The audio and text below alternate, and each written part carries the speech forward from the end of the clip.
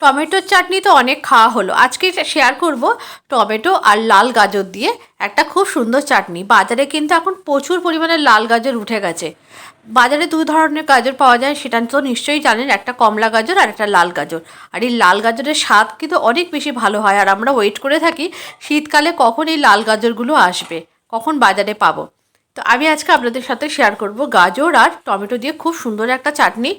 অনুষ্ঠান বাড়িতে শুধু টমেটোরই চাটনি হয়, কিন্তু আজকে আপনাদের সাথে শেয়ার করব এমন একটা চাটনি যেটা বাড়িতেও খেতে পারবেন, বাড়িতে অকেশান হলে আপনারা বানাতে পারবেন, বা আপনারা অনুষ্ঠান বাড়ির জন্য এটাকে তৈরি করতে পারেন, কোনো অসুবিধা নেই। প্রথমেই তার জন্য এখানে আমি টমেটোগুলোকে জলে ভিজিয়ে দিলাম। বেশ লাল লাল দেখে টমেটো নেবেন, যত টমেটোটা লাল হবে চাটনির কালারটা ততটাই বেশি সুন্দর হবে।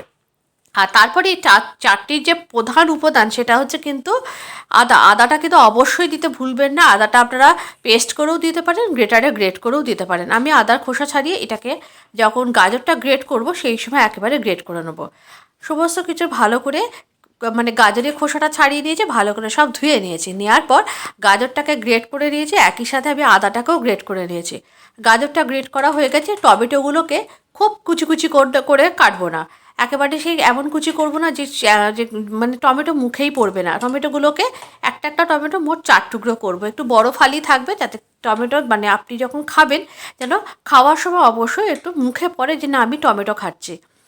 এই টমেটোগুলোকে ঠিক এরকম একটা একটা টমেটো 4 ফালি করে কেটে নিয়েছি। এরপরে এই টমেটো আর গাজরটাকে প্রেসারে দিয়ে জাস্ট একটা সিটি মেরে নেবো। এতে হবে কি, এইটা অনেক মাখো মাখো হবে চাটনিটা। আর যেহেতু আমি টমেটোটা একটু বড় বড় করে কেটেছি, এই ব্যালেন্সের জন্য যে গাজরটাও সেদ্ধ হয়ে যাবে সেই জন্য আমি টমেটোটা বড় বড় করে কেটেছি, প্রেসারে দিয়ে একটা সিটি মেরে নেবো। সিটি মেরে নিলে সেই টমেটোটা চাটনিটা অনেক মাখো মাখো হবে, আর খেতেও কিন্তু অনেক বেশি ভালো হবে। এরপরে চাটনিটা দেওয়ার জন্য আমি একটু মানে এর মধ্যে দেবো খেজুর আর কিশমিশ। আজকে আমি কাজু বাদাম দিইনি, কাজু বাদামটা ছিল না, আপনারা অবশ্যই কাজু বাদাম দেবেন। কাজু বাদাম দিলে খেতে ভালো লাগে চাটনির মূল উপাদানই হচ্ছে কাজু বাদাম কিশমিশ। তো কাজু বাদাম কেন, আপনারা ইচ্ছা মতো অন্য যে কোনো ধরনের ড্রাই ফ্রুটসই এর মধ্যে দিতে পারেন। যত ড্রাই ফ্রুটস দেবেন এই চাটনি খেতে ততটাই ভালো হবে। আমি এখানে ঘরে মানে একটু ড্রাই খেজুর ছিল, ড্রাই খেজুরটাই কুচি করে কেটে দিয়েছি, আমি দানাটা ফেলবো না, দানাটা সমেতই দিয়েছি। আর একটা কথা, আমি এর মধ্যে যে তেঁতুলের পাল্পটা দেবো, তেঁতুলের পাল্পকে তো আমি গরম জলে গুলে দেবো না, তেঁতুলের পাল্পটা আমি ডাইরেক্ট দিয়ে দেবো চাটনির মধ্যে। প্রেসারে সিটি পড়ে গেছে।